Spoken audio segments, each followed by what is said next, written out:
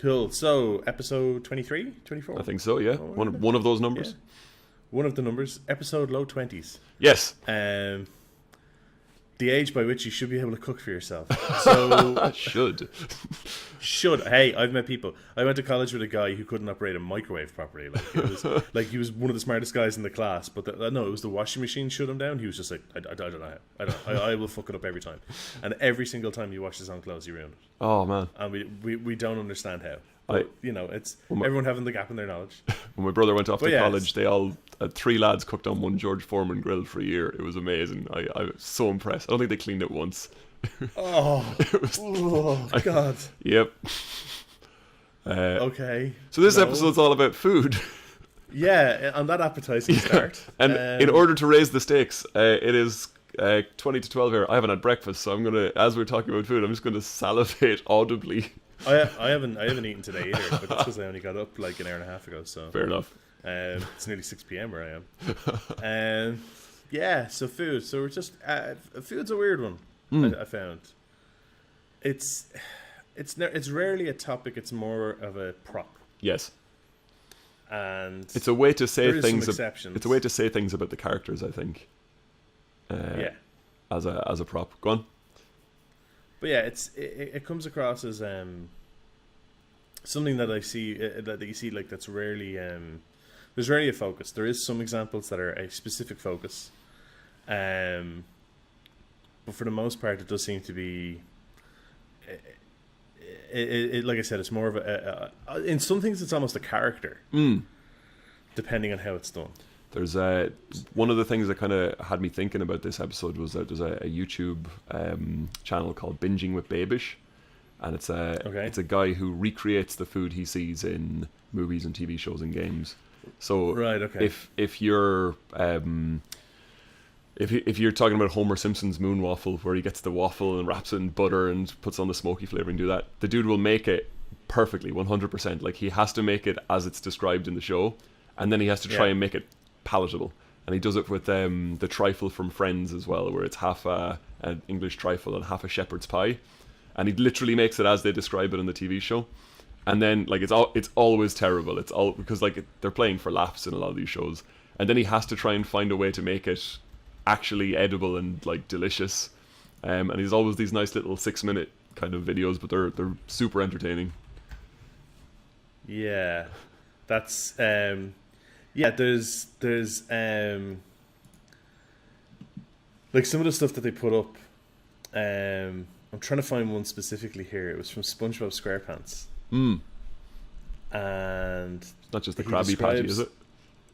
No. There's a specific thing. Christ, if I can find it, it's one of the best things I've seen, just in how they break it down. Right. Because it's somebody basically takes the thing. A guy comes up and asks a specific, I'm looking for this, and this, and then it like Squidward's response is, "We serve food here, sir."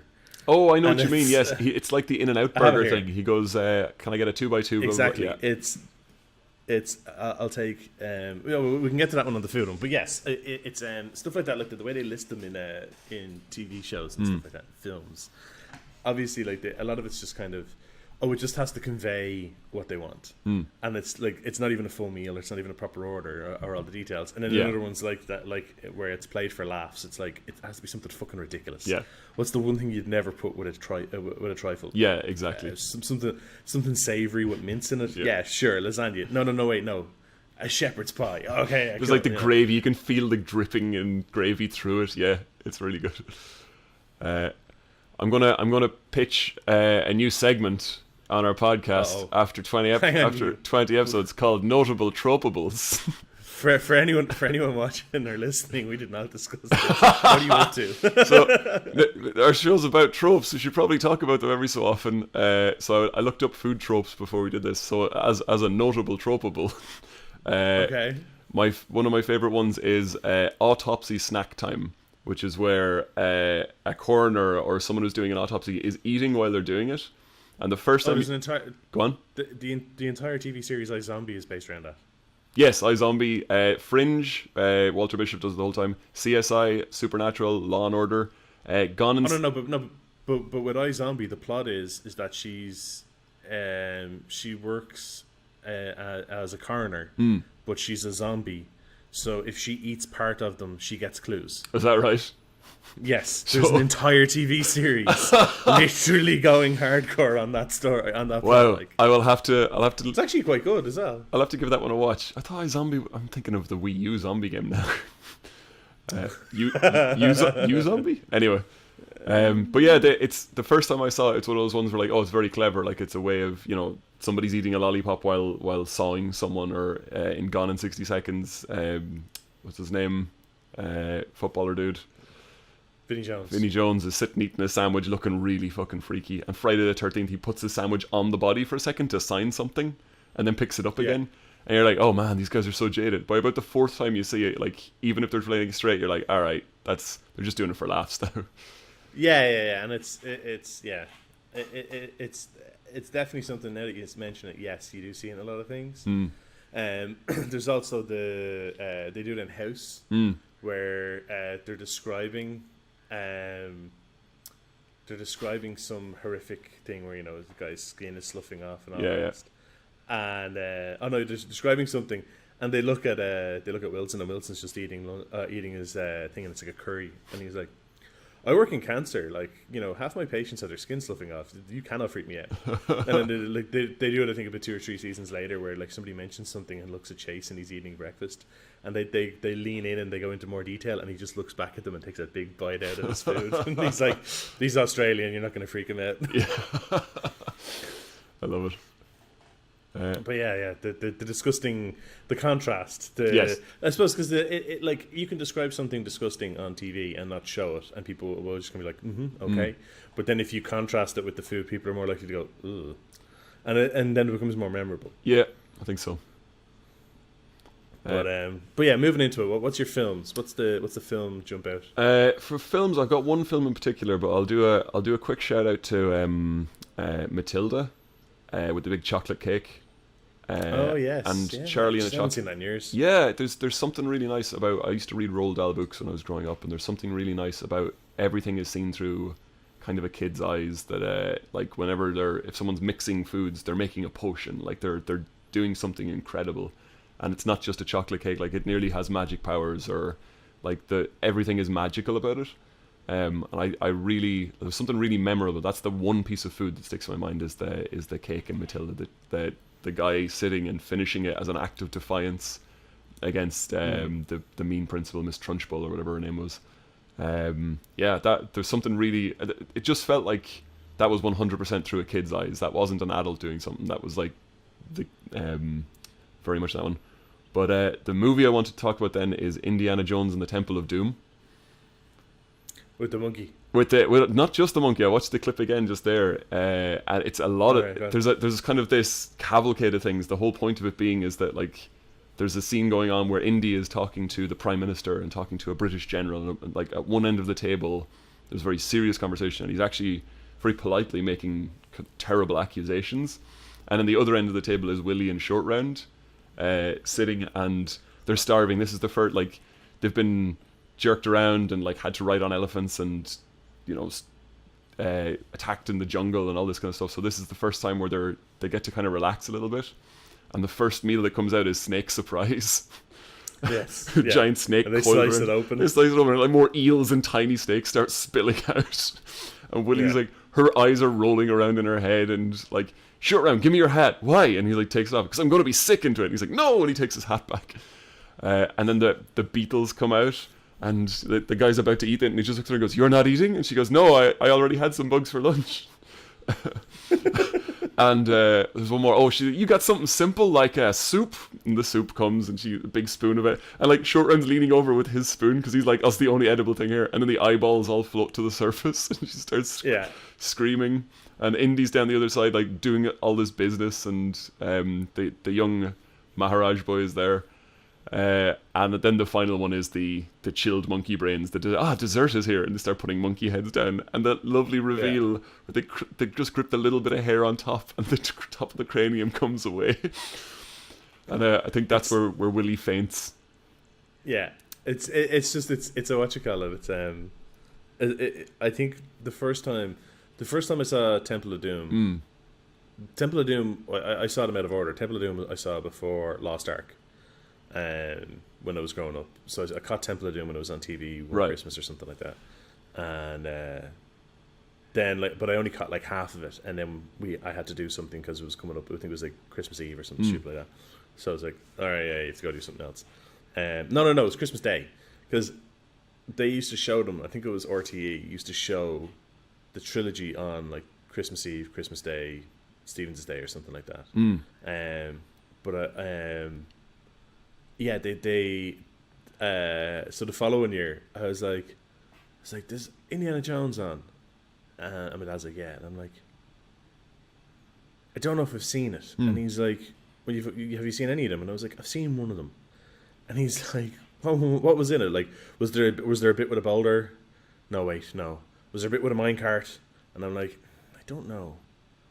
There was monkey brains. He goes, that's the second one. It was the only thing I could remember. I know. It's such they do it so well with the snakes is such a good one to start with. And then they do 3. They do snakes, eyeballs, bugs, and you're like, okay, 3 is the number, and it feels like they're wrapping up. And the dessert, that last kick, is such a good one. And I watching it again.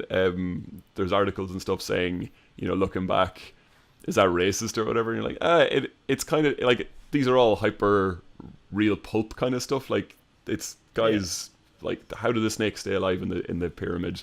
There's everything in it is kind of silly and weird.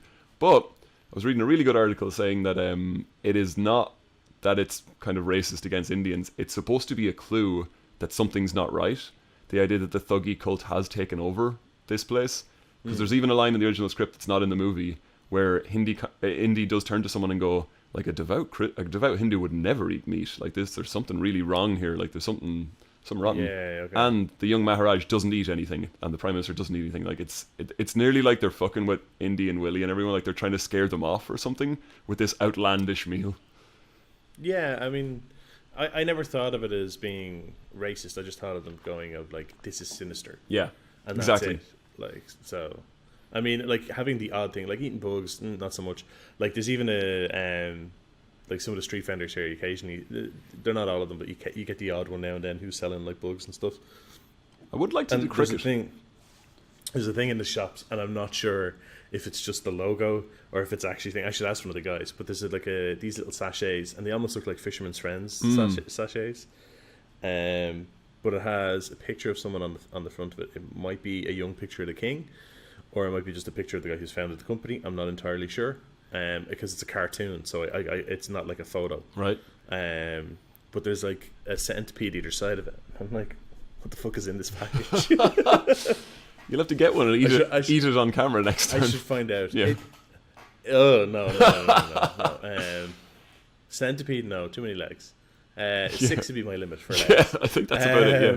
So what was your movie choice? I don't have a specific film, but there's a specific director who has an obsession with eggs. Okay. And it's Miyazaki. So I'm thinking of a different movie, but yeah, go on. Tons of Studio Ghibli, whatever way you pronounce it. Tons of their films have food references in them, and it's weird in that a lot of the times there's a scene where food is being prepared and eaten, or just eaten, and it's used as a way to either make you comfortable into the film. Not that his films are particularly like discomforting, but there's usually a moment where it's like, this is a kind of this is familiar and this is great, and I think it's just to make you immediately identify with the characters, or else it's used to normalize certain things. Yes. So, kind of the 3 main ones that are just in terms of eggs, like eggs consistently show up, and his food is always done in such a way that you're just like, man, I could eat that so hard. Yeah. Spirited Away with the adults turning to pigs comes to mind, with the well, not so much the pigs thing. So there is that scene in Spirited Away. It's like 7 or 8 minutes into the film where they first reach the town and they're going around it and there's no one there. But there's this buffet of freshly prepared food, and there's like a big massive fish head, and there's like soup dumplings, giant soup dumplings, and like mountains of boiled rice and fried rice, and there's all these different things. There's like sausage, and there's spring rolls and everything. I always And figured that was a direct reference to the Pleasure Island from Pinocchio, with them giving into hedonism and turning into donkeys.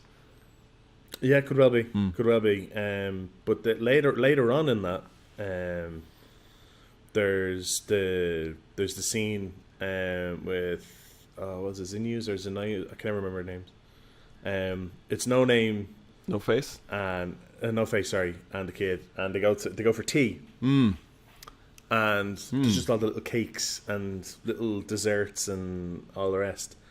And two of them are talking, and No Face is just completely ignoring them, sipping his tea and just wolfing down a cake, and just like off and doing his own thing. And I was like, I like that. Like, but if you actually look at the other stuff, like so, in Ponyo, there's a whole scene where like Ponyo's starving, and she's like, I love food. The two kids are like, come on, can we eat? And your woman's like, okay, what do you want? And they're like, we want pork. And she's like, okay, and they make pork ramen. And it's like, when they reveal it, because there's even the whole thing where like they put the ramen in the bowls, and then she pours in boiling water, and then you see her kind of messing around with some food, and then she covers it, and then she waits like 3 minutes, and she's like, okay, close your eyes, and then she pulls them open, and the shot when it shows you the ramen will instantly make you hungry. And it's like, it's two big slabs of pork, and there's like diced scallions and stuff in it, and then there's just like a soft boiled egg, because ramen comes with a soft boiled egg. yeah. In Hell's Moving Castle, there's the scene where they're going to make breakfast, and there's the bacon and eggs, and there's the big slabs of bacon. It's just 3 slabs of bacon and 6 eggs, and you got the fire demon giving out about it and all the rest while he's cooking it, because he doesn't like to be used for cooking. But it's literally when you're making it, and again, it's this real normal scene. Other than the fact that the fire is talking to you, it's a really normal scene. It's just making breakfast in what is a massively fantastical film. And the same with Spirited Away. It is the normalcy of the food setting. Of like them just sitting and having tea. It is, but in a mental film. It is a way. That's why I don't really like. It is a way of grounding it in a way that's very, very, very relatable. And if it's these are arguably aimed at kids, some of these movies, it is a way of like, again, like the Matilda thing, bring it to a kid's level. Like, kids are obsessed with food, and seeing something like that would be like, it's immediately normal for them. Yeah. It's a touchstone, exactly, and they're able to kind of go, oh, okay, cool. And there's like, that's why I prefer the scene where they're having tea, because you've got essentially a ghost, a woman with a colossal head, and a kid sitting there and just having tea, and it's all normal. Yes. Whereas earlier when you have the humans eating and turning into pigs, that's, you know what I mean, that's taking you out of it. Yes, absolutely. It's not the island of sanity in this crazy world. Like, the other one is Castle in the Sky. There's a bit where shortly after they get chased, there's a chase sequence. They escape to a mine, and they basically do egg sandwiches, which is a single fried egg over a big slab of bread, and then they eat the egg off it first and then eat the bread. And it's just this whole thing of like eggs everywhere. Even his son does it. So Goro Miyazaki also works for Ghibli, and he did a film called Up on Poppy Hill. And the start of that film it's set in like a boarding house, and the start of that film is breakfast being made, and it's ham, eggs, and cabbage on rice.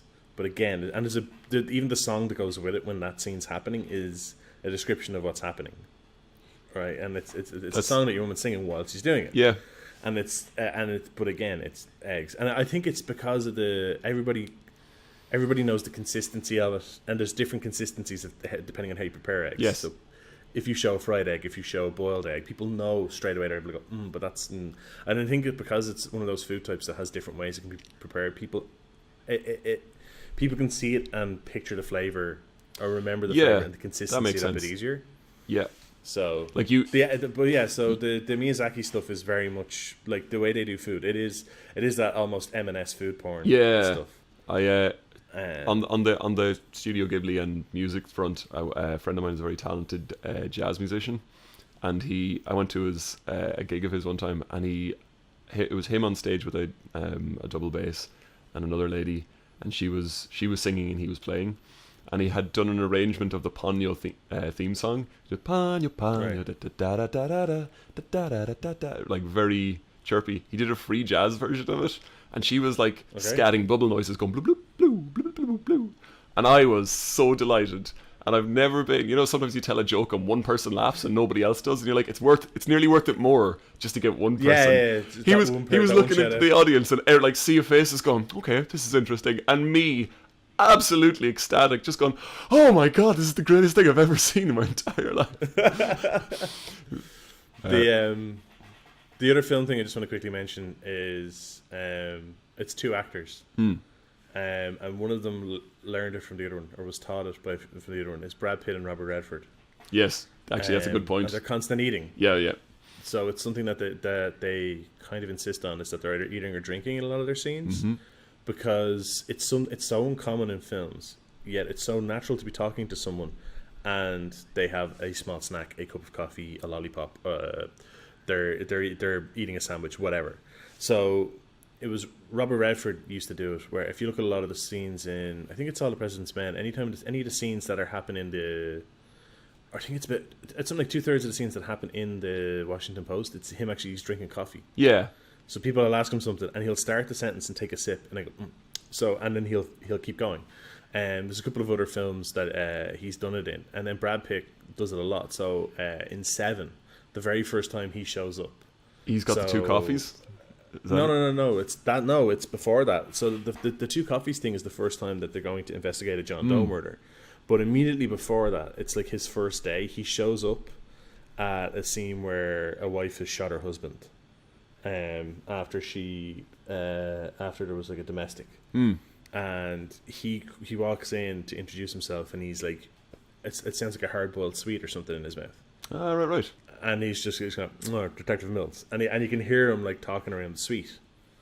But it's not like chewing gum, and it's not like a lollipop or anything like that. And then he goes one further in the likes of Ocean's 11. In every single scene in Ocean's 11 that he's in, he's eating. They even do it as a joke where at one point he's eating something and they cut away to another character, and when they cut back, he's now eating like a prawn cocktail. He's got something else in his hand, where he's had time to finish what he was eating and start another thing. And it's but that's the thing, he's always eating, and like I said, it just makes, in a weird way, it makes you pay attention to what they're saying. It makes the performance seem more natural. Yes, because it's just a more natural thing to do. Obviously, like we're not eating right now because we're specifically recording a podcast. Yes, but there has been episodes where like we'll still have snacks, and we'll be when someone else is talking, one of us will quietly munch on something. With three people, it is actually very natural to be sitting talking to someone, drinking tea, eating popcorn. Or like like a couple of biscuits in between. Like it's a very natural thing to do when you just get a group of people around to just have a chat. So it's something that what's the other one?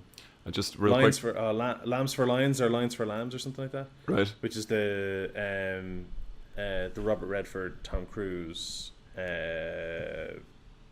what's your man's name? Garfield is in it as well, and it's like an anti-war, not kind of an anti-Iraq war thing, but it's more just like a study of the different perspectives on the war. And there's, again, it's like it's an early morning meeting between, it's three things happening at once. It's Tom Cruise's character being interviewed by, Christ, what's her name? She's the most Oscar-nominated actress in history. Meryl Streep. Yes, thank you. I had Glenn close in my head. I can see. But yeah, so it's Meryl Streep interviewing Tom Cruise. Tom Cruise plays a junior congressman, I think it is, or junior senator. And then it's Robert Redford and Andrew Garfield's characters. Robert Redford is a professor, and Andrew Garfield is one of his star students who's just kind of gotten lazy. And then there's two characters. One of them, his name, again, I'm blanking on. He's in Ant-Man. Paul Rudd? Latino guy. Very excited. Yeah. No, his Latino mate. I can't remember his name. He's been in loads of stuff, and I normally know the name. And it's just, I think it's because I'm only at bed about an hour and a half, so I just can't think of it. But it's both him, starving. Him with his friends.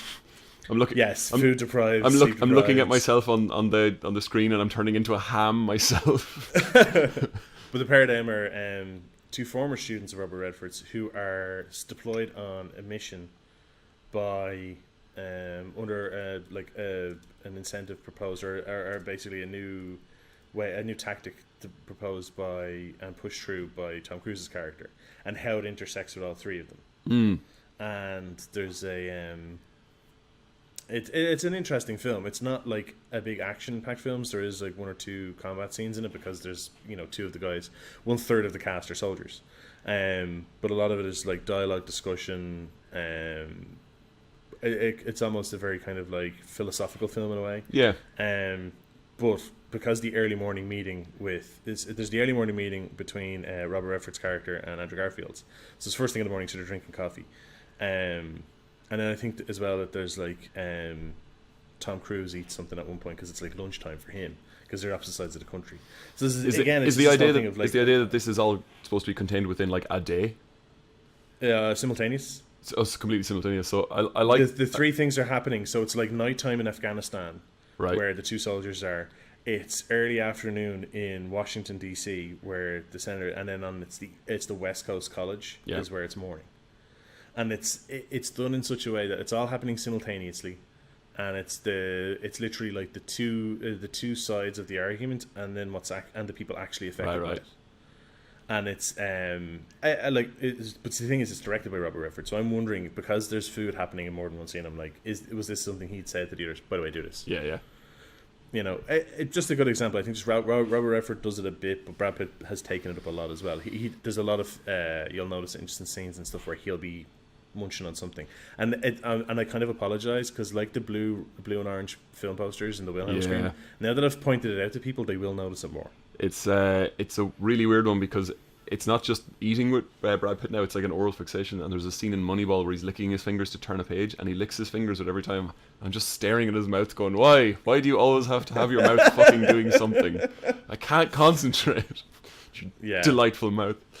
There's tons of bits in 7 as well where they're drinking. Yes, so there's the whole thing where they're like where they're in his apartment after he gets invited, after Morgan Freeman's character Detective Somerset gets invited over. They're eating and they're drinking. He gives him there's a lovely joke there where he asks I'm gonna get a beer or anything, and he goes, oh, wine, for Morgan Freeman's character, please, and he goes off, and you watch Brad Pitt pour a tall boy of wine, like what must be 4 glasses of wine into this tall tumbler.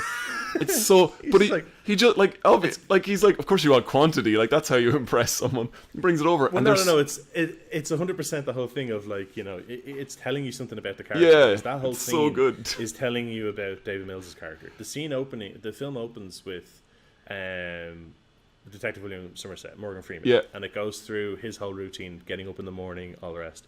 There's also the after he does his first investigation and he goes home, and there's the going to bed thing and setting the metronome to try and drown out to drown out the noise of all the crime and just how shit the city is outside. And then when he gets invited home for lunch or for dinner by Tracy, David Mills' wife, and they go back there, and then he goes in and he's like playing with the dogs. And it's to show you he's just a kind of a, like, he might have come off as a bit of a dick at the start, which he's meant to. It's meant to be from Somerset's perspective at the start, and he comes off as a bit of a dick. But then it's like, no, he's actually just kind of an all right down to earth guy. He's a little bit of a country rube about him as well. Like he wants to be part of the city, but he's not quite yet. Yeah, so there's this whole like playing, just like gleefully playing with the dogs, and he's rolling over with them and he's messing with them. And then there's the whole like when he goes to pour wine, he has no idea the proper size of a glass of wine. So he just like, he's like, yeah, this is about right, because what you do with beer, right? Yeah. And like it's just meant to be this all kind of like, he's not sophisticated. he's a simple guy with a simple idea. And and then there's the whole speech that he gives later on where he like Somerset's like, oh, you think you can make a difference? He's like, yeah, I do believe I can. And he's like, and it's that whole thing of like, no, this is actually a likable character. But I like the way it's not, he wasn't introduced as you have to like this guy. It's more kind of like, at first glance he might appear to be an asshole, but he's actually really genuine. Yeah. And the wine thing, it's just the payoff is so lovely when they're so deep in conversation. Somerset doesn't notice Mills put it down, and then the house starts rattling with the train going past, and he picks it up to make sure it doesn't fall over, and he just stares at it like before that cut. He really gives it a good look, like, what am I looking at here? I also just realized as well, the film Meet Joe Black, I'm nearly certain there's a scene in that. So at the start where Brad Pitt's character meets the main Anthony Hopkins, they meet in a diner, but then he leaves, gets knocked down, and gets killed. But then when death is taken over the body, and there's a bit where like they're eating, and he just kind of looks at the food weirdly, and I thought that was a really nice nod to all the stuff he's done. Oh, that's quite good. And it was just kind of like, yeah, okay, I like that. So yeah, those are my kind of like two film things. I know it's not a specific film; it's more kind of as a few of them, but it's like just spotting the pattern of the treatment of food by both a director and actors. Like, for games, what's your games? Any games? Yeah, we could do games next. For games, I'll do my notable tropables again. Oh God, okay. Yeah, I mean the really kind of long term from the early days of games tropes for food is, first of all, food is health. Like that is in games, food is health. That's what it is. And my favorite thing is improbably located food, which is you're going around dungeons, or you knock over a dustbin in Streets of Rage. There's a full turkey leg. It's the roast chicken. It's the roast chicken. Full roast chicken dinner. And in Skyrim, you're like going down, and the Draugr are there. All these zombies are coming out of cobweb-filled things, and then you find a barrel with a full apple pie in it. You're like, what the fuck? That was something I had noticed myself. I just have a note here on my thing that just says games - 28 cheese wheels. Yes, this is the famous Skyrim comic thing where it's like, and then what did the Dragonborn do? And then he stopped and he paused the fight with the dragon and ate 28 cheese wheels. Wow! To regain his health. My father told me stories of you. It's something you kind of brought up with the Studio Ghibli stuff, and I'll talk about it again with the TV shows. But there's a very Western Eastern divide as to how food is shown, and I'm kind of of the opinion that the Western for Western food it's a class thing. It's very much you're making a note of it either because this person is classy and they've got something beautiful and amazing and rich and expensive looking and it's foodborne, or else it's a way to really kind of do a comedy thing and saying they're a trashy kind of individual who's like really terrible food. And that's a very Western thing, but in the East, food is kind of sought after. It's in anime and stuff. They've got the character who always loves to eat. Like he can never be satiated. It's usually a very skinny character, which is the joke. So it's nearly held in high regard. So games like Zelda Breath of the Wild and Final Fantasy 15, both of which I haven't played, they have ridiculous. Like I know so much about the food in those games, despite not having played them. I've seen people recreating the food.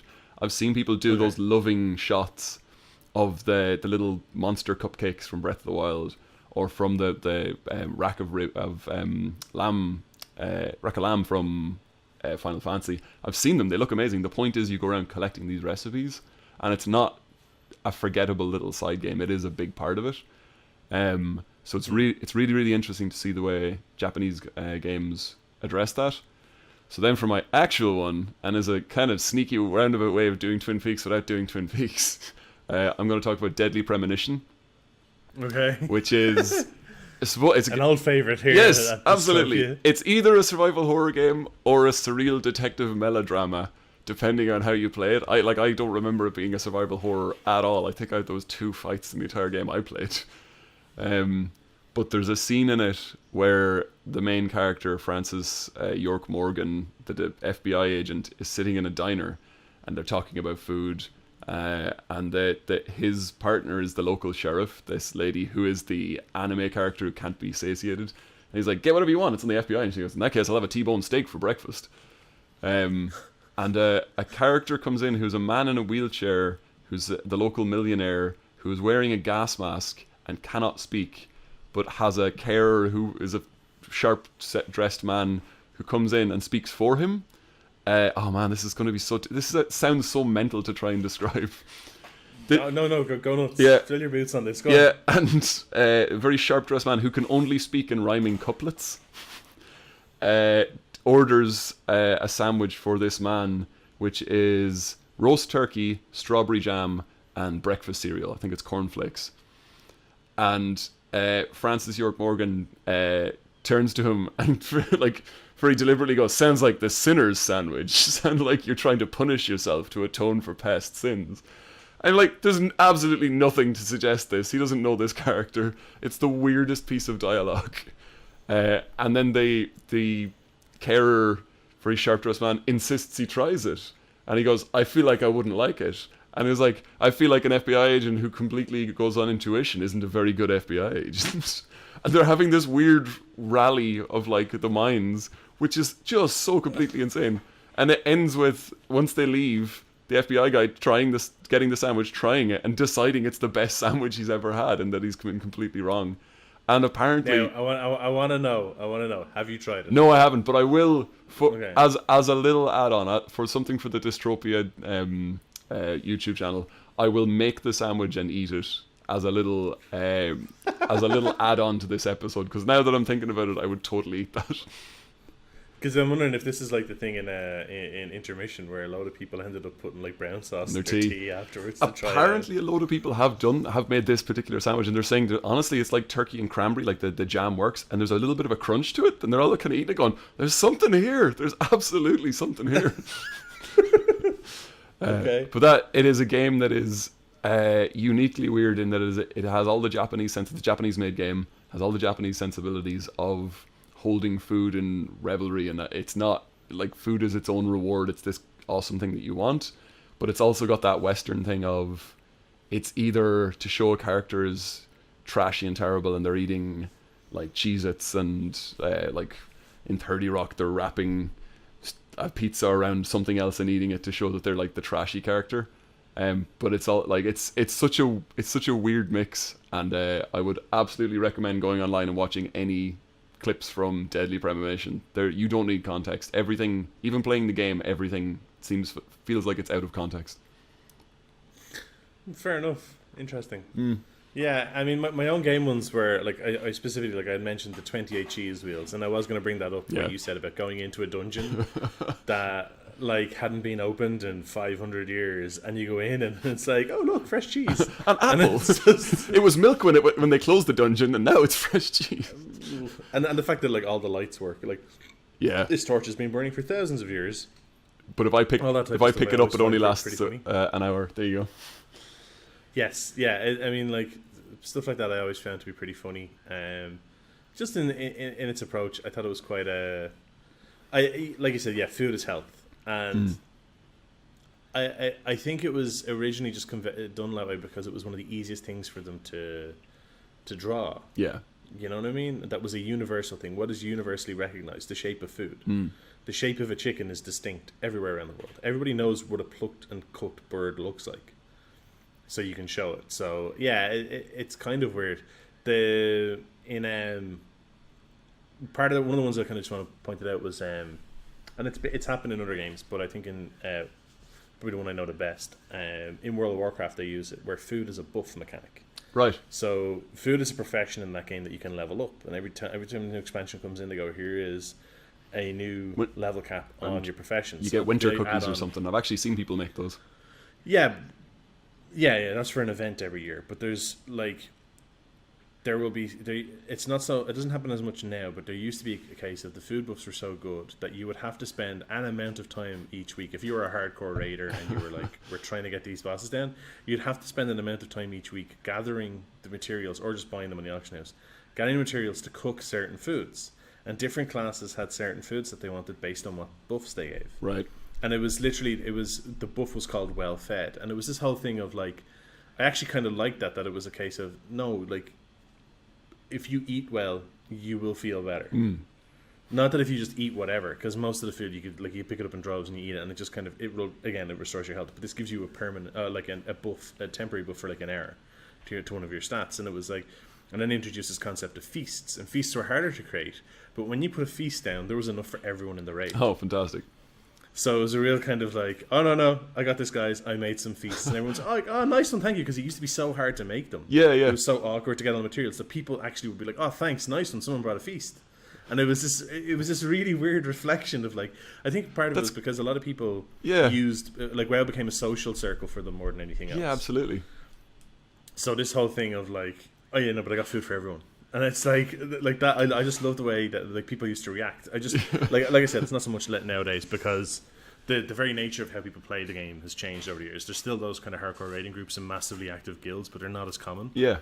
A lot of people they use it as a game to kind of dip in and out of for a lot of people. And it's a lot like there's less dependency on guilds. It used to be constantly focused around that because, like I said, the social aspect, and you knew everyone in your guild. You have regular meetups. Like we used to have meetups back in Dublin, where people would fly in from all over Europe from my guild, and we'd all go to we'd all have like a house party, or we go out for beers, or there'd be a barbecue or something. So like there was there was a social element, and this was kind of like allowing the social element to go back into game. I didn't. It wasn't I didn't just know that. I can cast this spell and everyone gets a buff. It was something like you have to put down, and everyone has to go over and interact with. Yeah. And they sit down on the ground, and their character eats. So it was a really nice little touch to it. Like I found there's something that I never played WoW, but there's something really nice at the idea that someone would put food out like that, and you've done someone such a solid. Like, oh man, fantastic! Like this is the best. Yeah, but particularly with the feasts, like that was just something I thought was quite good because it was Blizzard recognizing the social aspect of the game and coming up with just a small kind of, and pun intended, a flavorful thing for how they would implement a mechanic that would then loop back in on the social aspect of it in a way. The other thing they do in WoW is the alcohol. Yeah. So your character can get drunk in WoW. And when it gets drunk, you drink alcohol, and there's like weak alcoholic beverages, strong alcoholic beverages, very strong alcohol. And when you mouse over them, it'll tell you what they are. Right. And when you drink them, your character will get drunk. The screen will go blurry. Usually the screen edges it first, and then it moves closer in towards the center. If you press just directly forward and don't press left or right or anything, your character will start weaving and walking into walls, walking in circles. And enemy levels go down. It gives you Dutch courage. That's fantastic. So something that you couldn't normally kill, the number starts ticking down the more drunk you get. And you're like, this is down to the same level as me. It's fine, I can take that out. You really can't. It's so good. I'm sure we'll do an entire episode on alcohol at some point, but there's been loads of games that actually do nice little touches like that. Yeah, and it's just like because food and drink is kind of the way I look at it. The other game I kind of just wanted to mention in terms of I think of it approached, or it changed the approach to cooking, and I know a lot of people who actually got more into cooking because of it. Was Cooking Mama. Yeah, I never played that. It was actually good. It was all right. It wasn't amazing, but it was, for a lot of people, the fact that they were playing this game that they were feeling the reward of cooking stuff, and they were like, actually, I kind of want to try that, and I kind of want to, okay. And there was a few people I know who had never tried certain foods before they actually used them in Cooking Mama, and they're like, it actually looks kind of nice. I might try that. And then there's people I know who were like, and I actually want to learn how to cook properly. I want to do this now. I don't want to why am I doing this on a DS when I can be doing it in real life and eating? Yeah. It was interesting that it was just, again, it was just one of those ideas. It was Nintendo doing what Nintendo does, where they go, well, let's make a game about cooking, and they're like, great, what is it? Is it a race against the time? Is it anything like, no, it's a cooking simulator. And they're like, okay, I don't see how people will like this. It's fine, Nintendo's going to do it. All right, it'll be great. Yeah. It's just the way they do that. And they've also done like a gardening mama and stuff like that as well, where they just take a simple thing, and obviously they time wise they strip stuff down, and like. Can I just say what an insult it must feel like if you are actual someone's mom and you're sitting there and you're going, what are you doing? I'm playing Cooking Mama. You're like, I'm your literal mother cooking for you. Go cook me something. If you're literally sitting playing a game, go cook right now. Yeah. I used to get given out to at home. It was the whole thing of like, you don't know how to cook, and I was like, I do know how to cook. I just don't like cooking. And no, you don't know how to cook. You don't know how to cook. We got this for years off my mother up until it was like 28, 29.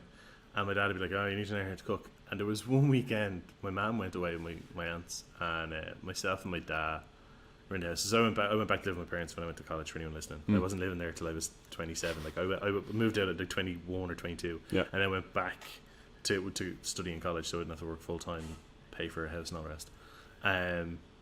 But when I was there, it was and one of my friends was living around the corner, and he comes around one day. We're all just kind of sitting there chatting in the house, and one of the lads is like, "What are we gonna do for dinner?" And my mate turns to me and says, "What are we gonna do for dinner?" And I was like, "Hang on a minute." And I went over and I just reached for the fridge because it wasn't ours going out; it was raining or something. I was like, "Oh fuck, going out." And I went root and I was like, "Ah, all right, I'll cook us a stir fry." And they're like, "All right, grand." And I cooked the stir fry, and the lads were like, "That's unreal." And I'm like, "Yeah, I know how to cook." Like, there's a friend of mine, Sean, that I grew up with. He was been best mate all the way through secondary school. Basically, I'd known him since like 6th class, and me and him were like thick as thieves all through secondary school. And still in contact with him. He's a really cool guy, very funny guy. And he's like, but he learned to cook at the age of like 7. So growing up around him, when we go back to his house, he'd be cooking. He used to cook the dinner for the family at the age of 12 because he loved cooking. He adored cooking. He came second in Ireland in an All-Ireland cookery contest and stuff like this. So he taught me a ton of stuff. Just by proxy, I learned a lot of stuff about cooking from him. So and then I basically was like, yeah, no, I'll cook. And I cooked. from my dad and my mate, and they were like, "This is unreal." And then the next day, my mate comes back around. He's like, "You cooking again?" I'm like, "Yeah, I'm gonna do chili this time." And I did chili, and they were like, "This is phenomenal." And then my mom comes home and she's like, "What did you do for dinner?" And my dad's like, "Dave cooked." My mom's like, "What?" He's like, "Yeah, it was really nice, really nice." Like, and my mom's like, "You did it when I wasn't here," and I'm like, "Well, it's not my fault." And like, it's the whole thing of I know how to cook. The thing is, I don't cook for myself. I hate cooking for myself. Yeah. Because if it's just for me, I don't see the point in putting all this effort when I will be perfectly happy with a sandwich. You know what I mean? I know it's worse for me, and I know it's this whole thing of like I should make the effort. Yeah. But I'm gonna have to make all this food. I prepare it, I cook it, I eat it. I have to clean it all up. Yeah. That's at least an hour of my time for something when I can just go and when you're cooking for one person, I could cook it and save the food and then reheat it. And I'm not that type of person who'll eat the same thing like 2 or 3 nights in a row unless it's something I really, really like. So I'm more likely to just cook one, and then I'm like, I've got the second one, and it just sits in the fridge for 2 days, and then I throw it out. It's cheaper for me in the long term to just buy it, particularly over here. The cost of food here is unreal. I don't know if you saw. I posted something on my personal Facebook, and there's a shop near me, a shopping centre, and there's a food court in the basement, and it's huge. There's like a Dunkin' Donuts, there's a Krispy Kreme, there's a KFC, a Burger King, all this sort of thing. KFC over here is unreal, by the way, because it's a hell of a lot spicier. Oh, nice. Yeah, it's that all sounds great. Flavor. It's much spicier. The chicken just tastes more succulent. It's great. But then there's like a load of like there's ramen places, and there's a place that just specializes in gyoza, and I went in there and we had. Should I just apologize to whoever's like listening to this and is a little bit hungry and was like, I'll listen to this and I'll get lunch a little bit later, and they're just salivating now while we're talking about this. Yeah, sorry, I know I'm going off a bit of a tangent here as well, but it's like there's a place near here. So we went into it the other day, and I got a pork ramen, and it was a chicken gyoza. With melted cheese across all of them. So you got like 8 of them. And there was cheese melted across the whole lot. But then there was cod roe. A cod roe sauce over the whole thing. And I think the whole thing came to maybe something upsetting. I think the whole thing was maybe a tenner. Jesus. But there's a place, one area of the court you can go in, and there's a card you get topped up, and then there's maybe like 10 or 15 hatches, and each of the hatches has like between 3 and 6 dishes. Yeah, so you just go up and go, I want that dish, and then they just tap the card. Yep. That's it, and it's done in like 2-3 minutes. So it was like 140, 150 for like full pad thai. I'm shaking my head here. How dare you? How dare you, sir? Yeah, but that's the thing. Like, I would rather do that than cook for myself. But I know how to cook, and I thought Cooking Mama, it was interesting seeing people go through the same thing of like, I want to learn how to cook now, which I think is interesting because I think it's something that like for all the stupid stuff that Nintendo has come out with, because they do a lot of stupid stuff as well as doing a lot of great stuff, like that, and then stuff like Wii Fit.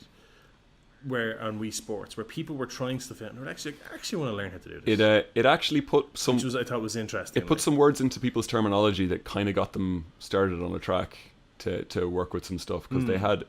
My brother is already into fitness and stuff like that. He's a soccer coach over in the States, but I remember him getting Wii Fit and doing every single exercise, including all the meditation ones and things like that. And it genuinely got him into stuff that he wouldn't have been doing before. And same as that, I was like doing balance exercises that I was like, I've only ever trained for strength or stamina. I've never trained for balance. It was super interesting. Yeah, I thought it was quite interesting. It was almost a gateway game for a lot of people. So, but like I said, it's the majority. Like I said, it's a prop in a lot of stuff, in a lot of games, more so than any other medium. It is very much you eat this and you gain X health back. Yeah, it's a shorthand for this. Yeah, good thing for your character. Here you go. It's either a buff or health or something. Yeah. But like I said, with World of Warcraft, they actually had like they put some effort into the visual and how it wasn't just your character just went like hand to mouth and then done. It was you sat down around this feast and everyone ate and everyone got to on the so that type of stuff I thought was quite cool. On the subject of kind of cooking ourselves, my mum's family used to own a hotel, so I'm from a hotel family, And my mum and every single one of my aunts could cook the exact same chicken soup because they made it in industrial quantities. Like they just everyone came up through the hotel, everyone learned the exact same recipe, and I learned it as well, which means that one day I was like feeling a little bit sick. I was like, I'll make some chicken soup. I went out and bought the ingredients and made it. I was just eating it going, this is exactly the Highland Central Hotel chicken soup. I've just absorbed the recipe. I was eating it going, this is 100% it. I've just I grew up in the hotel, running around, they'd put me sitting up on big steel tables and give me bits of food and stuff like that. I was like, clearly this just came in through sheer osmosis. I'm just when you said that you went out and got the ingredients, because you'd mentioned industrial quantities, I thought you said you made it and you realised you had 7 gallons of the stuff. I genuinely did. Shit. I made it like there's some still frozen in the freezer where when I can eat the same thing 4 days in a row. So I will be eating it and then like have it for lunch the next day with some rice or something, and now it becomes a sauce, and like trying to do stuff with it every day, and I'm just looking going, oh my god, what have I done? Okay. We did when my granny died. She used to make stuffing for Christmas and stuff like that. We found probably 8 bricks of stuffing just in the back of her freezer where she'd been making it, and like got someone to bring it down from the hotel. And it was like, this is a year after she died, and we were like, yeah, it's still in there. We need to start chipping away at this. Mental. Yeah. What would you go for TV? For TV, yeah, I'm having brought up that point of kind of the Western Eastern thing. In the West, I do like the idea that there's always really, really trashy food. So in The Simpsons, as I said, they've got the moon waffle and Skittlebrow and things like that. It's not, and that's the thing. Skittlebrow is the amateur version. It's Skittle vodka. Vodka is where it's at. As you said before, take out the green ones. Yeah, you put the green ones in a separate one. That's your Paddy's Day drink. And you stick the other 4. Plus the lime is too kind of bitter. Yeah. You put the other 4. No bother. There you go. And similar. I'll do a special on how to make Skittle vodka for people. There you go. When we do our alcohol episode finally. Yeah. And then it's, I think, probably most pronounced in Always Sunny in Philadelphia, where they've got rum ham and milk steak, and they keep mentioning all these foods. That just makes them the trash. Or Riot Juice, which is grain alcohol, and what must be just Gatorade. Yeah, I think so. It's so the worst people on earth. Like the idea of soaking a ham in rum so that you can then try to get drunk in places that you're not supposed to be getting drunk. To be fair, like that used to be how I described It's Always Sunny. So It's Always Sunny was going maybe 2 or 3 seasons when I found out about it, and it was still not really known over here. It was one of my friends came to me with it, like downloaded, and went, "You have to watch this." Yeah. And I'm like, "Why?" And he's like, "Just trust me, you have to watch this." And I'm like, and I was watching it, and I was like, "This show's unreal." And I'm trying to explain it to people, and they're like, "What's it about?" And I was like, so you know the way there's always one horrible person in a group on TV, and they're like, yeah, and it's like, right, this group only has horrible people in it. And it's like, and they take every moment to the point where about 30 seconds past the point where it started being awkward. Yeah. Oh, it's so good. Like, right. And I'm like, trust me, it works. And they're like, oh, okay. But yeah, the food is a big sign of that. I didn't think of that before. But it's such a big part of Charlie's character that his food is always, like, he takes completely fine food and always manages to do something fucking horrible with it. Like he's shouting at Frank because you don't put peanut butter onto the thing he's cooking on a skillet until after you flipped it or something like that. Like, it's all this really horrible stuff, and he's adamant that his favorite food is milk steak, and they never quite explain what that is. No, but yeah, like, it's worrying. You're in your mind, you're like, oh, it's just, you can't, whatever you think you're doing. And again, it's one where the guy Binging with Babish does a special on it, where he tries to recreate absolutely everything and then do a palatable version. So like he makes a rum ham, and then he makes a lovely ham with like a rum sauce, and it, like, milk steak. Watching him boil a steak in milk, it's like, oh, it's. I don't think that's what it'd be. It just occurred to me there. I think it would be frying the steak in like coconut milk. That sounds lovely. There's a way to make this work. That's the thing. It's like, okay, coconut milk. That might be it. That might be the trick. And it's always such a fun one. Again, 30 Rock is great, where it's all Liz Lemon's always eating horrible foods, or like knock-off Cheez-Its, or she eats super quickly like a really expensive steak to show she's like a kind of trashy person. And then the complete opposite of that, because again, in I keep saying this Eastern Western thing, in the West they kind of assume you have food. You're not stuck for food. Food isn't like the reward at the end of something, so it's used as a fashion accessory nearly. Yeah. The complete opposite would be something like Hannibal, which I was a little afraid that you'd pick that one, so I can leave that one to you. But I actually didn't, because we talked about it before. Okay. But it's because it's come up in a previous episode. I was like, I don't want to talk about Hannibal's use of food. Then I'll just talk about it in terms of pure visuals. Then, like the idea of something like milk steak, where you hear it and it just conjures up something. You're like, oh god, and rum ham. It looks so sad and like it's falling apart by the end of the episode. And then completely contrasting that with Hannibal, which is beautiful. I was reading an article just about the person who does it is called their food stylist. And I think that's a really good term for what they do. It is like set dressing. It's this beautiful, you're saying food is a prop. It is that. It's an extension of the Hannibal character, and it's an extension, like it's him and his house and his food all create this sort of layer that he lives within. And I've never seen a show do it so well, where they use dark colours so well. Yes, it's almost purples. Yes, and blues. It's that, and like really dark greens. It is that. It's that fig purple. It's that really and he's got the wall of plants, which is so beautiful and weird. And I can see in there some sage and parsley and some like that's where he grows his seasonings and his spices and his herbs and stuff. And it's I do like. I like the old kind of Dutch masters and the Flemish artists who do really like, they'll do food against a black background and it's in shadow, and it means that then if there's red or orange, it cuts through the shadow, and it does that. And they never quite did it on Hannibal, where they had like bright red, like a blood streak. Blood, like even when you see blood in that, it's always like dark wine. Yeah, exactly. They don't do bright blood. It's just not. It's not their thing. It's such. But when the whole color palette for that show is, it's almost like when you take a song and turn it into a minor key. Yes, everything is a dark, muted color. Like you'll still get like golds, but they're real dark golds. And everybody dresses in like dark greens, dark blues.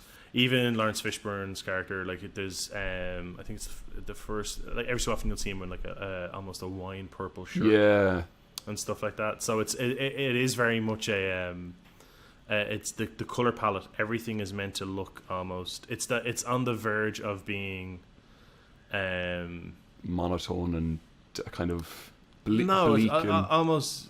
Yeah, it's balancing the edge between bleak and like interesting. But there's a richness. It's like the whole color design of that show is unreal. But and the way that they apply it to the food. Yeah, everything's presented on slate or on a dark. I think part of it as well is if you think of it this way, right? So normally when raw meat or flesh is depicted in TV and film, it's bright red. Yep. And then when it's cooked, it's like a seared brown. Whereas they depict it on more muted colors, so they're closer. It's a muted pinkish red, and then when it's cooked, it's like a purplish red, and it's closer to looking raw, almost. Yeah. With the foods, so I think it's that whole uncertainty thing of, is he actually cooking someone in this scene? Yeah, it's never explicitly said. Yeah. And then there's even the one thing when they take some samples and test them, and there's nothing in them after a season and a half of you thinking he is cooking people in the scene. Yep. It's so. That's what I love about it. Like it is so good for that. It's and you saying that the blood is wine is such a nice little touch there as well, where it is he enjoys his wine. He ignores the person he's sitting with for a second whenever he brings wine to his face, and he smells it and he drinks from it. And he doesn't ignore him. He's always listening. That's the whole point, is that he's a listener. He is always listening. There's a big thing in that series as well with sound. Sound is a big part of that series, and like how he moves silently. Whenever you see him prowling, they don't show it too often, but whenever you see him prowling, he makes no sound. And it's because Mads Mikkelsen is a big guy, and he's physically like built as well, like, and he's able to move with no sound in that. And it's, like, I know that that can be controlled and all the rest, but it's emphasized that even when they're moving through a scene, if you listen for the footsteps, often you don't hear his. Yeah, that's really interesting. When they're just walking around, like when he takes over Will Graham's role in the second season, when like he's helping them investigate stuff, yeah, and they walk in somewhere, and his footsteps will always be quieter than everyone else's because it's that whole predator thing. It's really interesting. So I've watched and studied that series far too much. Yeah, that's exactly the kind of series it's quite worrying to watch and study far too much, but anyway. And then when I say I don't cook for myself, you're suddenly reassured. Cool. What was your TV offering? I was so the first thing was just that particular SpongeBob thing. So there is a moment in SpongeBob where Squidward is standing behind the counter in the Krusty Krab, and a guy comes in, and he's like, and I have the quote here: "I'll take a double, triple, bossy deluxe on a raft, 4x4 animal style, extra shingles with a shimmy and a squeeze, light axle grease, make it cry, burn it, and let it swim." So do the first two again.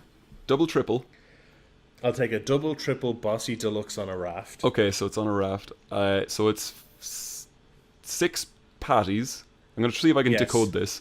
On a raft. So double, triple. Yeah. Double, triple. Yeah. Is 6 patties. Bossy deluxe. I don't know that one. So bossy is all beef. Okay. And deluxe is everything on it. Okay. On a raft. On a raft would be something to do with seafood? On seaweed? No, it's toast. It's toast instead of the burger buns. Okay, interesting. 4x4. Is that adding cheese? No, you take everything I've just said and you quadruple it. Okay, fantastic. But you add cheese as well. So that's 24 patties with another 24 slices of cheese. Right, fantastic.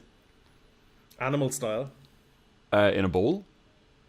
No, the meat is cooked in mustard. Oh, yes, I've seen that. I've seen guys make that, Right. the smash burgers with mustard. That's amazing. Yeah. Extra shingles. Chips? Or, pickles. No, double the toast. Okay. With a shimmy. Some sauce. Jelly. All right. Okay, weird. Jelly spread on the toast. American jelly. Yeah. So jam. Yeah. And a squeeze. That's a sauce of some description. That's ketchup. No, it's orange juice drink. Oh, right. So that's him ordering the side. That's great. Yeah. Light axle grease. I'm going to say you take the grease out of the cooker and you just slap a bit of it on top. No, you butter the toast. Light butter the toast. Go on. Make it cry. Onions. Yeah. Cool. Extra onions. Burn it. Burn it. Just overcook it. Well, the patties are well done. Okay. And let it swim is extra special sauce. I did all right, I think, on that one. So you got the gist of it. You kind of went off the rails a bit at the end, but you got the gist of it. But yeah, so and Squidward's appropriate response is, "We sell food here, sir." So that was just something I wanted to mention. But no, for TV, it's actually I just was kind of, again, it's like the treatment of it. I find it interesting how in a lot of TV shows, food locations are a central location. They're a food. Yeah, that's a good point. Food orientated, but the cast is never seen eating, or they've just finished when someone walks in, or are just about to start. So if you look at Friends, they have Central Park. Seinfeld, they have the diner. Yeah. A lot of soaps, they have a cafe somewhere in them, or they've usually a cafe and then they have a bar. And then the bar, obviously, people can drink and it's fine. But we also notice that when people are talking, it might start with one person finishing a mouthful of their drink while the other person starts talking, and then neither of them will take a drink, and then they punctuate the end of the scene by starting to drink. Yeah. Or again with the food, they will finish the food, and then they won't, or they'll be about to start and something will happen and they have to leave it, and there's the whole frustration of leaving food behind. That's a thing that I there's your tropeable, watch it. Notable tropables. Like notable tropables. It's the whole thing where someone will sit down with their food and be about to eat it, and someone will interrupt them and Yes. have to leave it behind. Absolutely. That's the that's something I've noticed that happens a lot in them. It's very rare that you'll actually see somebody sitting there and eating a meal unless they're about to make light of it. Yeah. Or like that it's being used as a punchline. So like Friends used to do it though, but they had 6 cast members sitting in one area, and there was the whole thing of like Joey and his food. So they could have Joey eat something off to the side if he didn't have anything to say in that episode, in that scene. What they do is they might do a little joke around the food, and then Joey just sits there eating. They wouldn't. They kind of early implied how much he loves food, and then didn't even have to show me a lot of the time. They just have to do the. You got pizza without me? It's like, yeah, we even got the Joey special. 2 pizzas. Like the idea that Yeah, it was that's the thing, but it was they in a weird case of tell don't show, they flipped it around. They told sorry, of show don't tell. They did tell don't show, and they told you that he liked food a lot, and they never really had to show it. You would normally see the aftermath or immediately before he gets food. Or in Seinfeld, there was like they would very rarely show somebody actually eat their food. Yeah. They would go to start it, or they would just finish, and someone would mention it. I can always remember Seinfeld characters picking up food, holding it in their hand and gesturing, and often putting it down to continue talking. And you're like, so you're not eating that? What are you doing? Yeah, and it's like, and that's the thing. It's you notice that because it's not natural, and that's going back to the earlier thing of when people are eating in a scene, when a good actor is eating while still being able to act and emote and verbalize their dialogue, then you're like it seems more natural. But I distinctly remember one in Seinfeld, an episode in Seinfeld where George is trying to. Now I wasn't mad in Seinfeld, but I had the odd episode I thought was quite good. There was an episode where it started off the show with him eating a Snickers bar with a knife and fork because he'd seen someone in his company do it, someone really high up, and he was like, well, obviously if I want to impress this guy I have to show that I do the same things. And then as straight away the guys are like, what the hell are you doing? Like in front of him they're like, what is this like? And they ridicule him for it, and then as the episode progresses they start seeing other people doing it in random places as if this is just spreading. That said, if you're ever eating pizza in front of me and you pick up a knife and fork, I will fucking cut you. That's what the knife's on the table for. That's the only reason it's there, right? to make an example of someone. Yes, that's not how one eats pizza. I'm sorry. No, that's the reason you got a pizza. I just thought it was an interesting. It's an interesting, again, like a prop, how it's used. Yep. How it's never eaten. Now in film they do eat. You see people taking bites of stuff. But there's the spit bucket that they have in films. Whereas in TV shows, it's very rarely you'll see the person actually make it to the effort of eating. They've either just finished or they're about to start when the cut happens. So it very rarely will show you it happening. I'd love to go back and watch Malcolm in the Middle again because a lot of the scenes start in breakfast and stuff like that, and I can always remember Hal eating. Like I have this strong memory of him looking down at his food while like talking to the boys or something, and like be stuffing his face while everybody else is not eating. But I'm just completely because imagining he wasn't meant to be the funny guy in that show initially. Remember, he was meant to be just kind of a schlub. Now, there is a lot of the episodes where he's just sitting there and he's reading the paper and he might be drinking orange juice and he's talking to What is it? But again, I think once the cast gets bigger, they're able joke to have someone eating. The joke in Malcolm in the Middle where like the kid's pouring it and he's like, hey, careful with that orange juice, it doesn't grow on trees. Wait a minute, yes it does grow on trees, then why is it so damn expensive?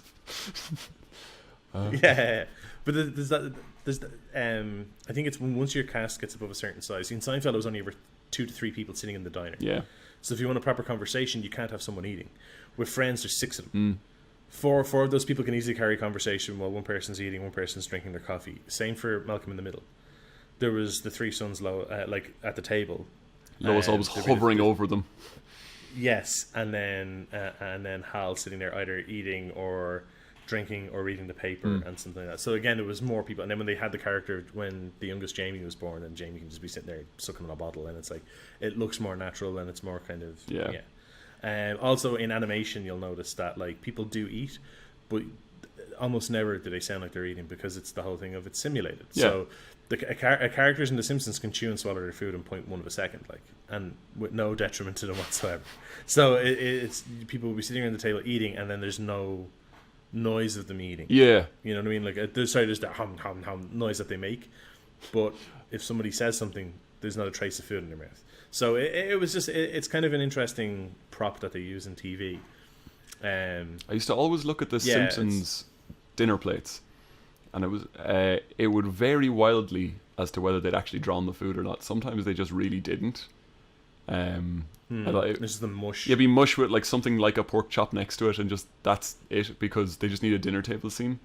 Again, another one I'd love to go back. They made a whole point about Lisa becoming a vegetarian and trying to get people to eat gazpacho or whatever, and Homer insisting that you don't, in fact, win friends with salad. But I wonder if there came a point where they'd made a point about her being a vegetarian, where they had to start drawing the food properly because they had to make sure she got her own. I think they probably just went a lot more vague with the food. Yeah, probably. But yeah, it's an odd thing to see people the way it's used in TV, and it is very different to film. Like I said, like in film, you will regularly see people actually taking bites of stuff, and then it'll cut to someone else talking, and then they'll have a reaction. Like, but in TV, you never get that far because they're like, I mean. It's not like in the film where you have the budget to like make 20 steaks. Go on, go for it. Yeah. It's very much a case of make one and don't fucking eat it. So actually, one last kind of trope for TV shows and movies and things is something that's obviously completely alien to me. I've never been on a movie set. I'm always really interested when they do the craft services shot, which is in something like Episodes, or I saw it in the Joel McHale show just there, where it's like a behind the scenes shot of. Like what the real Hollywood, and it's always a character walking up and glancing up and down this mad buffet, and then another character comes up and they have like kind of snippy words, like it's always a place where characters talk a little bit of shit to one another, and then one character will take something really unhealthy and walk off. You still there? Yeah, I'm there. I've gobsmacked you. Yeah. Oh no, but you just really want to experience this someday. Yeah, I'm just fascinated. Yeah, I'm genuinely like, it's such a weird thing to me. I was like, so this is food off to the side. Like, you're trying to act, and I'm looking over, going, oh my god, he's gonna eat the last prawn thing. I want that prawn thing. Now, from what I've heard, it's like it depends, obviously. Like, but normally if they have a set filming schedule, it's arranged to be there at certain times. Yeah, it's just like a hotel buffet type of thing. It's like, okay, it's there for next hour. Go. And then we clean it up. Fair enough. But just so I think that's us done. I think so. Talking about food, I'm sure people listening there are quite hungry or repulsed, one or the other. So just, and actually as a quick mention, if you really want to be repulsed, go watch the fish scene, the fish special scene from Existence. Oh yeah. Oh, it was a great scene. Yeah. My dog brought me this. No, go watch it. It's great. So just it's one thing someone actually said to me recently. We've stopped doing it, and we really should go back and do it. Is we haven't done homework in a while. We don't recap. Oh yeah. So just in terms of film, for my ones, any of the Miyazaki films, there's loads of, like, the way food is treated in those films is great. And then just watching Brad Pitt eat in films. In terms of games, just how food is treated in, like, the likes of WoW, but also how it's treated in stuff like Cooking Mama and how that got people interested in it. And in TV, you'll notice it in TV series now that people very rarely eat. Actually just realised there is one exception to that. If somebody is watching a TV report or listening to the radio, you will sometimes see them eat because they don't have to actually say anything. That's true. If they're on their own and they're watching something, they can eat and then they can react visually. Johnny, your quick recap. My homework is genuinely do go watch a bit of Binging with Babish. I bet you'll find a dish that from a TV show or movie that you really like that you want to see him recreate. For the movies, the cake scene in Matilda, or anything from Indiana Jones: The Temple of Doom, that entire dinner scene. If you haven't seen it, I would absolutely recommend it. If you want to send us a picture of a Breath of the Wild or a Final Fantasy 15 food that's been recreated in real life, I'd love to see that, because again, I haven't played those games. Do watch the Deadly Premonition Sinner Sandwich. I actually am going to I'll do a little thing of me making one and eating it to see if it's any good. And Always Sunny is, I know everyone's seen it, you don't need me to tell you, but Always Sunny and The Simpsons have the funniest foods. Just to quickly finish, yep, I'm going to tell a story before we go about so I don't like steak. Oh yeah. Partially because I think any food that I forgot this about you. You need special cutlery to eat outside of a basic knife, fork, and spoon. If I need special cutlery to eat your food, you can fuck right off. So I can eat steak with a spoon. Like, it's maybe you're just getting hung up on the cutlery. Like, you can eat it with your hands. Yeah. So I went out for dinner once, many years ago. I think I was maybe 20. I was 22, and it was my friend's 21st, and we all go out for dinner. And there's maybe 10 or 12 of us in a restaurant, and it was not TGI Friday. Yeah, it was TGI Fridays. So I had been to TGI Fridays So, with this so particular premium friend whose steak. birthday it was. Yeah, I hear you. Yeah. Well, no, it's fancy when you're 20, 21. Like, Fair enough. So myself and my friend had been there with a few others a year before, and they'd come out and they were all getting steak, and I don't like steak. The three of them got steak, and I was like, they're like, do you want a steak as well, sir? And I'm like, no, I don't like steak, but I want to get a burger. But fuck this, I want to get a proper burger. Says, you know the way in Eddie Rockets they do the double patty? Can you do me one of them? And they're like, sure. And I'm like, can I get it on the half pounder? And they're like, that's a full pound of meat, sir. And I'm like, which I believe is smaller than a steak. And they're like, that's a fair point, sir. We'll see what we can whip up. So they went off and they made it, but the patties used to be really thick already. Yeah.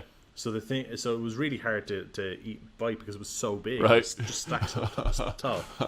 But I ate it and it was delicious, and I was like, 10 out of 10. Cheers, nice one, man. So this is like 2 years later, and it's your man's 21st, and we're all out, and we're in a different TGI Fridays.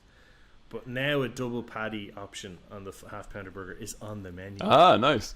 And I'm like, well, I wasn't the only one asking for this. If this is actually after happening, so everyone's asking for the steak, and he's like, Glennon, check it out. It's actually on it. And I'm like, I saw it, and I'm going for it.